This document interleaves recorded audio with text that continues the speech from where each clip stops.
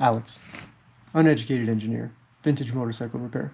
Anytime you're about to put a carburetor back together, you should always test the float valve while you can see it. So if it leaks, you can fix it right then. When it leaks on a bike and you got to take the whole carburetor back off, it's a huge waste of time. So instead, before you ever put that float bowl on, put up the red flag like, hold on, does the float valve actually seal? Who knows? Let's find out. You got to do a functional test of the float valve using manual pressure and this high-tech setup right here. Let's see how it works. So the float system is going to have the seat, the float, a needle, and the pin. And they all get assembled together.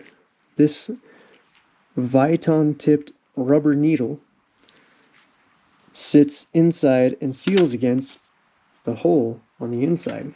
That tip has to seal perfectly all the way around every single time that this closes, or else it leaks fuel, and then you got a puddle in your garage and it smells all through your house and nobody loves it.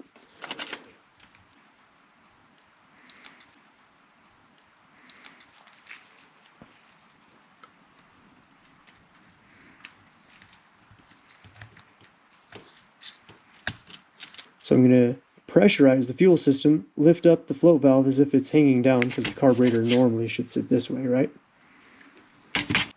So you lift up, pressurize, and fuel comes out.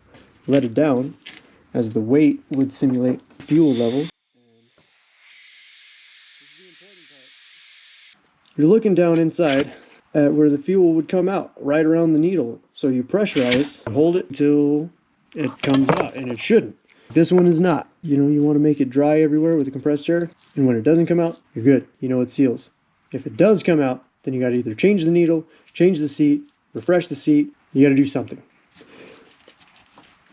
But this one, I know that I'm good to put the float bowl on, and the float valve isn't going to leak and overfill my float bowl. Easy. Thank you for watching. Okay. For those of you that recognize this carb, it is off of a 2002 Harley Davidson Sportster 883.